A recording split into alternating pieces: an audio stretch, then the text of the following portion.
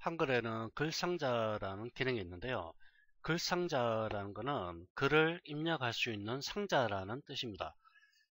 저의 경우에는 어떤 제목 부분이나 또는 특정 어떤 그러니까 강조를 해야 될 부분, 본문에서 강조를 해야 될 부분에는 글상자를 이용해서 입력을 많이 하는데요.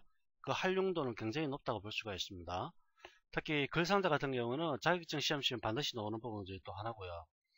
글상자는 상자 형태를 띠고 있는데 어떤 선의 색상이라든지 또 면의 색상을 지정할 수 있기 때문에 아주 돋보이는 형태를 만들 수가 있습니다.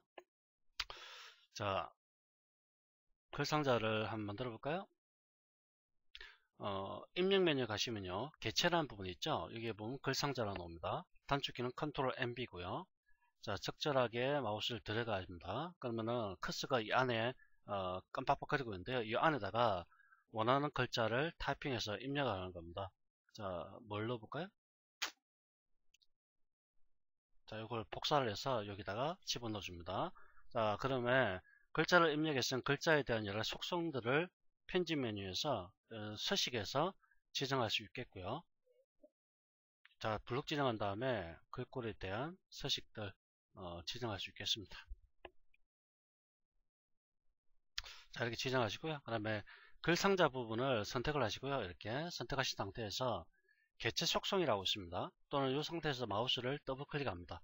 자, 그러면 개체 속성 대하상자가 뜨게 됩니다. 글상자 여백은 글자와 상자 사이의 여백을 뜻합니다. 한 3mm 묻어 해볼까요? 왼쪽 3, 오른쪽 3 이렇게 하고요. 자, 이런 식으로 여백을 지정할 수 있습니다. 여백을 지정하면 자동으로 글자의 간격이 자동으로 조절이 됩니다. 자, 그러면 정렬 방식은 세로 정렬이냐 가로 정렬이냐, 글 상자에서 글자의 위치 이걸 나타냅니다. 가운데 하면은 글자 가운데로 이동하게 되고요. 아래쪽으로 하게 되면 아래쪽으로 이동하게 됩니다.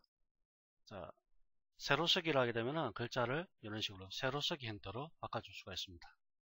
빛과 조명의 이해, 또는 뭐 영문이 입력될 경우에는 이런 식으로 눕혀서 쓰게 되죠. 자, 여기서 영문을 한번 입력해 볼까요?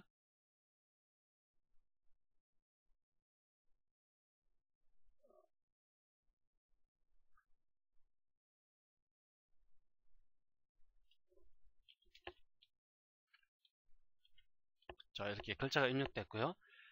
글자가 이 좌측과 우측으로 입력이 되지 못할 때 다음 줄로 자동으로 넘어갑니다. 이때는 클릭을 하시고 이렇게 크기를 넓혀 주시면 되겠습니다. 자, 더블 클릭하시고요. 세로 쓰기로 하겠습니다. 영문 눕힘입니다. 이렇게 눕혀서 나타나고요. 영문 세움, 이렇게 세운 상태로 나타나게 됩니다. 자, 한 줄로 입력하면 한 줄로 그냥 글자를 입력하도록 그렇게 만들어 주는 거고요.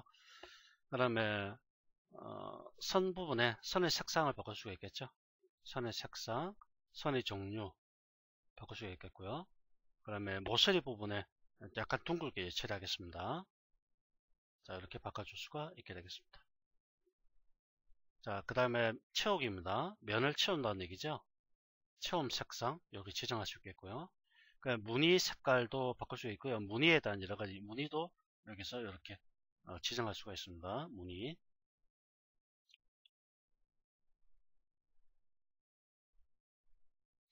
그다음에 그라데이션도 줄 수 있죠. 그라데이션. 색깔로 색이라는 것은 단색이고요. 그라데이션은 두 가지 이상의 색상을 이용하는 겁니다.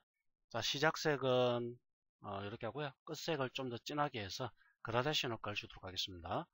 그 다음에 수평, 수직 가운데에서 클래식 이걸 한번 적용할까요? 이런 식으로 특수한 효과를 이렇게 부여를 할 수가 있는 거죠. 나르시스.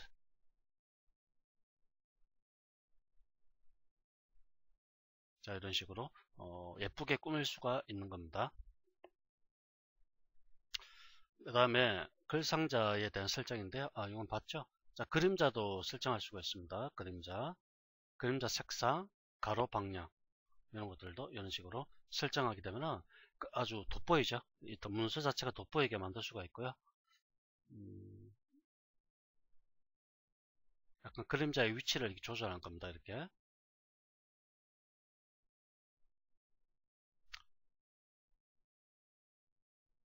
자, 실시간으로 이렇게 약간 이동이 되도록 이런 식으로 조정할 수 있겠죠. 자, 그럼 글자처럼 취급이라든지 이런 것들은 아직 우리가 개체 속성에 대해서 배우지 않았기 때문에 넘어갈 겁니다. 이 중에서 단 하나만 보도록 하죠. 크기입니다. 크기. 크기는 이 글상자의 크기를 나타내는데, 자, 한 50mm 들어볼까요? 높이는 한 12 정도로 하고요. 설정 누르면 이렇게 크기가 변경이 됩니다. 여기서 크기 고정을 선택하게 되면 크기가 이렇게 움직이지 않습니다. 조절자를 통해서 조절이 안 되죠. 지금 X자 표시가 되죠. 이게 바로 크기 고정 때문에 그렇고요. 이 크기 고정을 없애면은 사용자가 이미대로 그 크기를 조절할 수 있게 되겠습니다. 자, 나머지는 넘어가고요. 이걸 지금 해볼까요? 글자처럼 취급이란 부분은 현재 글자를 현재 어떤 글상자 자체를 갖다가 글자처럼 취급한다는 뜻입니다. 자, 이걸 하기 전에 글자를 좀 복사를 할까요? 자, 이렇게 복사를 하고요. 여기다가 붙여넣기 하겠습니다.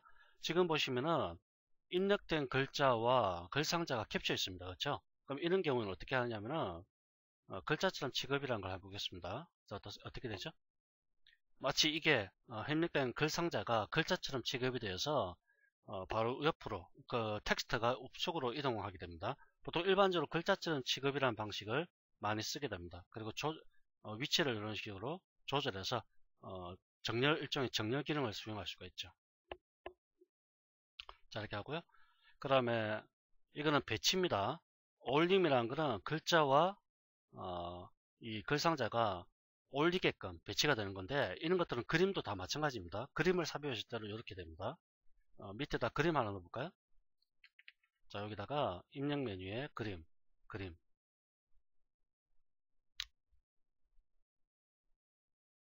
뭘 넣어볼까요?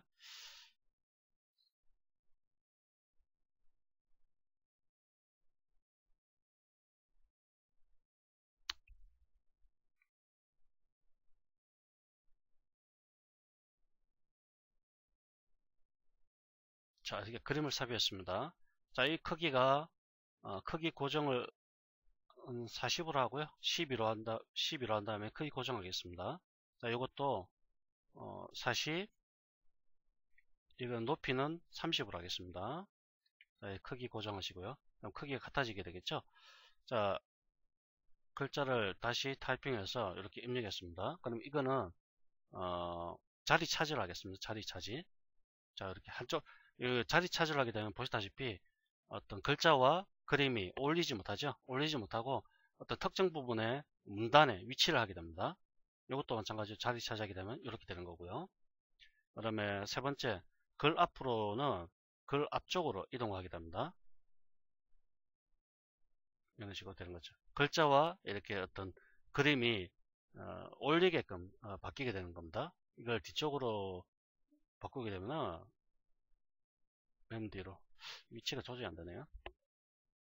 자, 이거는 글 뒤로 이렇게 해야겠죠. 글 뒤로 하게 되면은 마치 어떤 이미지가 현재 삽입된 이미지나 글 상자가 배경에 깔린 것처럼 이렇게 느낌을 나타낼 수가 있는 겁니다.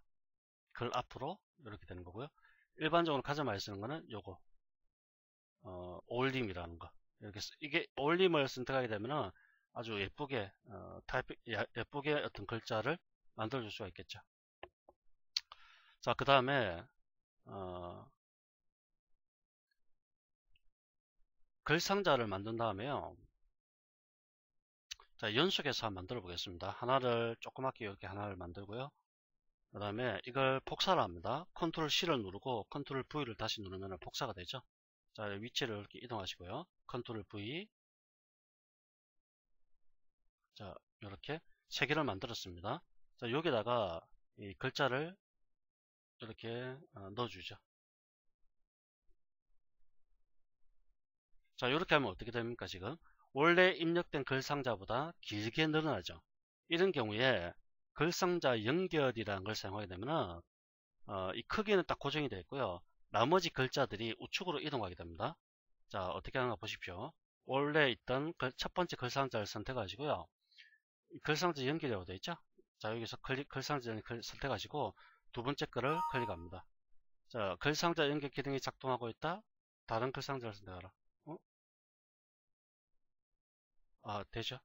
그 다음에 다시 글상자 선택하시고요. 글상자 연결 선택한 다음에 세 번째 거 다시 클릭합니다.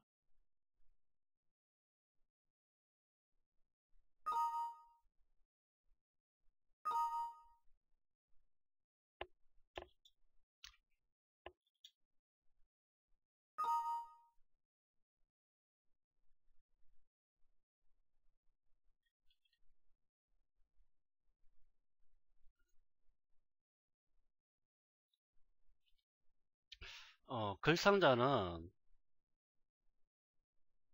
다시 해야겠네요. 좀 이상해졌습니다.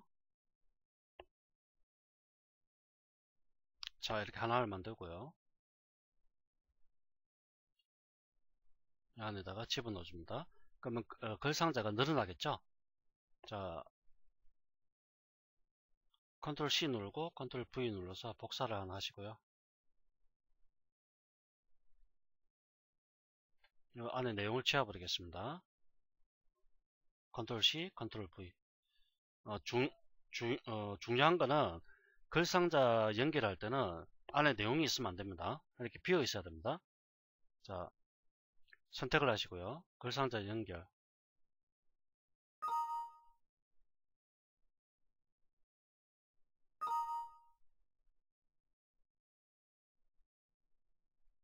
자, 글자가 어떻습니까? 다음으로 넘어가 버리죠. 그 다음에 다시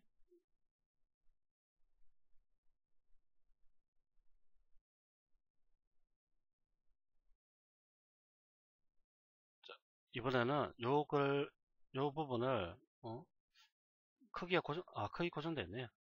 자, 이걸 크기를 줄여 보겠습니다. 어땠습니까? 다음으로 넘어가 버리죠.